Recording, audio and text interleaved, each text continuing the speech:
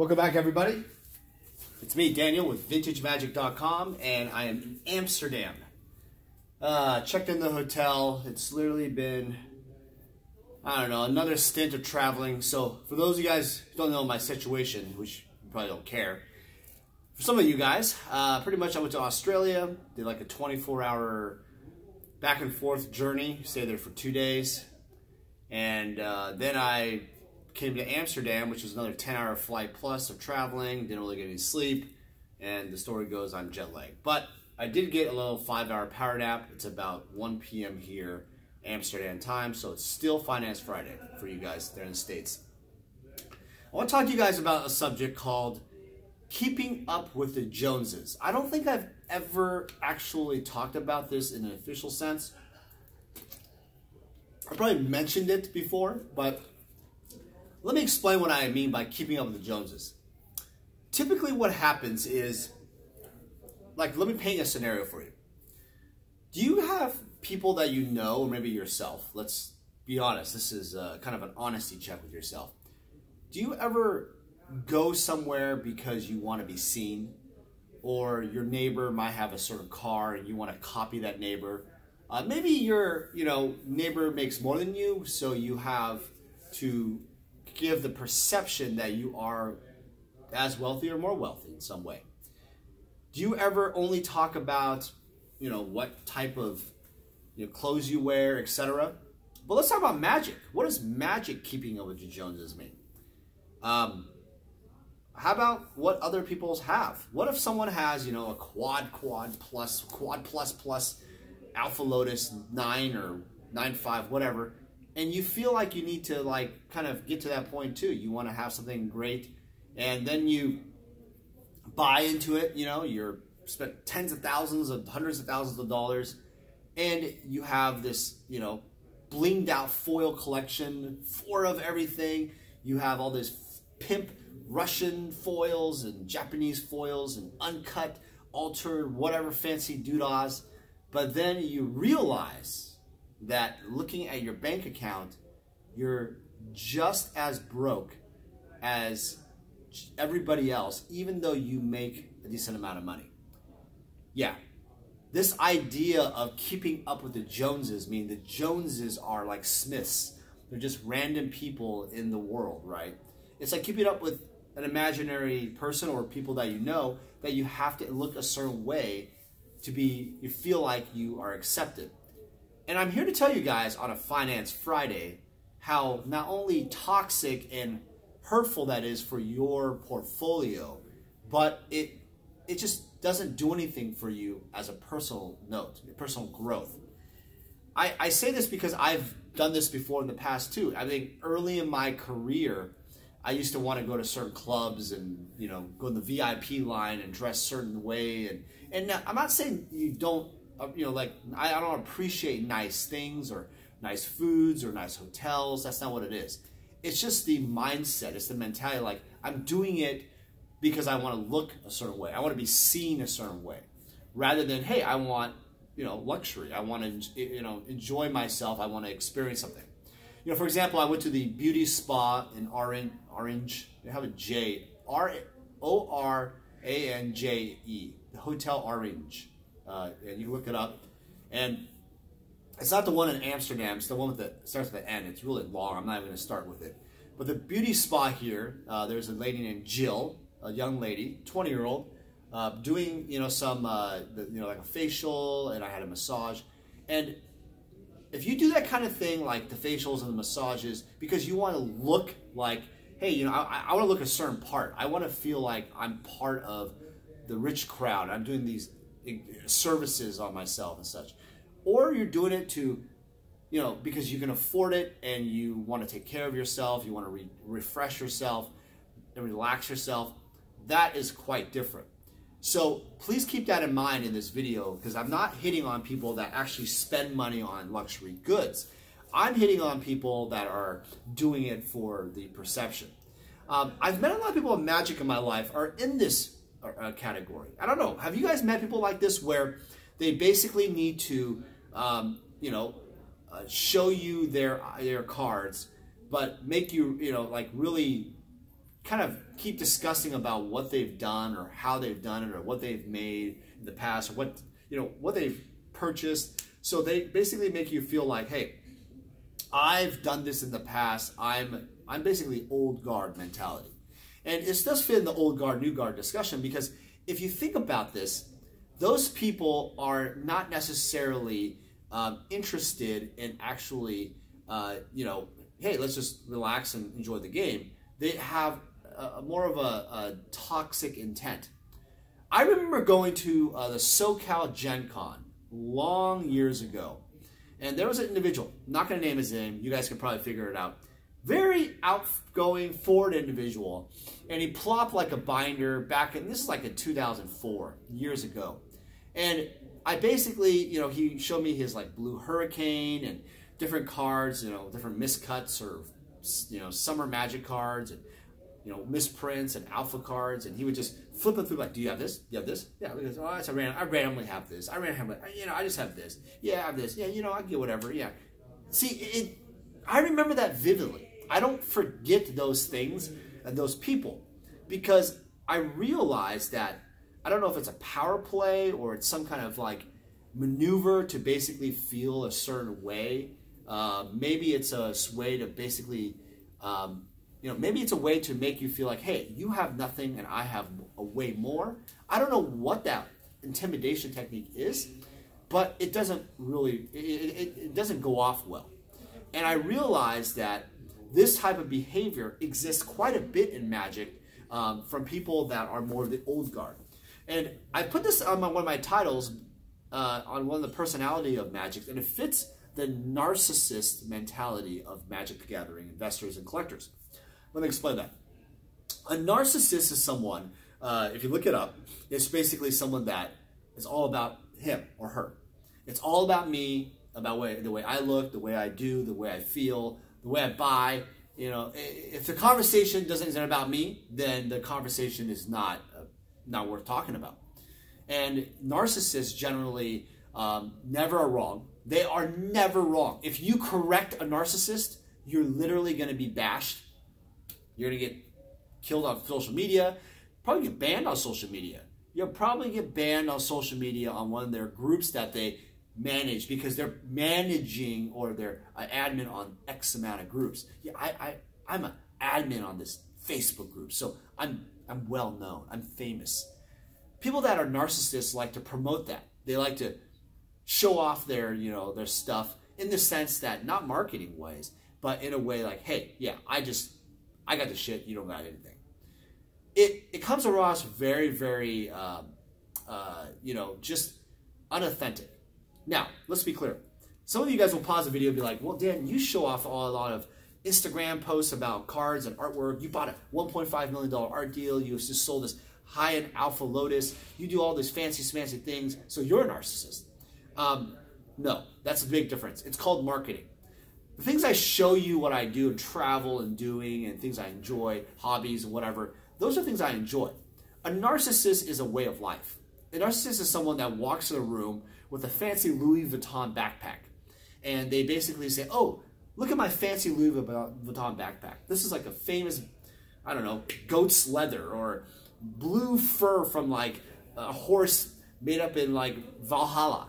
I mean, look at my Louis Vuitton. Look at this fancy Louis Vuitton couch that my throne that I am sitting on. And you guys are not worthy. You guys are not worthy of my time. But I don't think people understand that this happens quite a bit in your little your little community, your little world. It could be your local play group, up to like Facebook groups or even Magic Fest.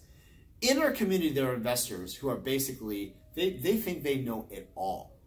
And you guys have probably heard this. I've been banned from Facebook groups because some of these people are narcissists. And they basically have, eliminated me from these groups because I'm their competition. They believe that, hey, I know more than Dan. I don't want to work with Dan, so I'm going to bash him on the internet. So this type of mentality is something that fits with the keeping up with the Joneses, because these people tend to buy things just for the show. they're not buying things necessarily to actually, hey, I enjoy these collectibles. I want to just buy them because say I have them. This happens a lot too when you're also buying deals. A narcissist mentality or like keeping up with the Joneses mentality, it oftentimes becomes like, hey, I really just, I already have all this stuff, I have so much of it, and I love this stuff I love this collectible, but I already have all this stuff, so I'm just gonna buy from you for this price because I don't really, I really don't have an affinity for it, but I'm gonna buy it because I can and I have the money. And the numbers matter to people. Some people say, hey, oh yeah, I think there was a story about some collection, some store owner that bought, they got bought out for like $1.5 million at Eternal Weekend, which is fine. That's great. By a group of investors and, some of those people there, I think that's great. But if the idea is to make money, that's great. But if the idea is to show off, keep in mind, if the idea is to say, hey, look, that's me. I'm the one that can plot this kind of money with X amount of investors. I'm top dog. That shows me a lack of humility. Humility is the key to having a great non-narcissistic type of mentality. This narcissistic mentality only goes in a negative direction. Because people often, while you might intimidate some, there are a lot of people in this world that just want to make their own decisions. They don't want to be bullied or convinced that, hey, this person, hey, Daniel Chain's an asshole. Oh, but why? Oh, he's just an asshole. I don't like him. Yeah, he lies about everything. He doesn't. But do you have any examples? Oh, no. Yeah, but he just raises his prices on everything. He doesn't care. The thing is, you got to understand, you have to find out for yourself whoever it is. Doesn't matter if it's meeting someone like Rudy from Alpha Investments or myself or Edwin the engineer. You might see us on YouTube, but what you see in person is a real person, authentic person. We really value time with people, and well, I value time with people. I can't speak for everybody, but you have to understand that that's the way it goes in real life, is that a narcissist mentality doesn't actually sit there and speak to you about things to really get to know you. They speak to you about things to understand, interrogate you, to find out information of what you know and how it can bring them more value to grow their business, their status, whatever. Narcissists in magic also, and also trolls, they tend to be very ingrained in knowing what you own, what you have. And this keeping up with the Joneses mentality has everything to do with this, because those people tend to buy those deals, like I was saying, because, I already kind of have this, but I'm going to buy it because I want to keep up with you or other competitors. It's a very complex psychological mentality. I'm not obviously I'm not qualified to talk about the psychology behind it, but it's really interesting because when you talk to people in this way, and I want you to think about this because there's people in your life that probably act this way, and now you're going to be like, that person's a narcissist. Dan said so. No, I don't want you to label people that they're narcissists or you're keeping up with the Joneses. I want you to be aware of those type of people. It's really important to understand that some people in life actually make things more toxic for your life and portfolio. Let's talk about the financial side. So all this in mind, imagine yourself being involved with people that are narcissistic or also keeping up with the Joneses. You have to buy things to look a certain part. You have to buy the furry Louis Vuitton bag, the blue bag, the purple bag, whatever, the famous little bag. Go to Gen Con or go to Grand Prix or Magic Fest, and you have to walk around with your nails all perfectly manicured. Oh, and yeah, the wife needs to have this purse and this house and this fancy thing. You know what I'm talking about? You know what I'm talking about. The truth of the matter is, this mentality, this toxic behavior, is financially detrimental to your success for investing in magic. It ultimately becomes like you end up investing not only time and money on people that really don't care about you. Be very careful on that. Careful on spending time with people that really don't really care about your personal needs.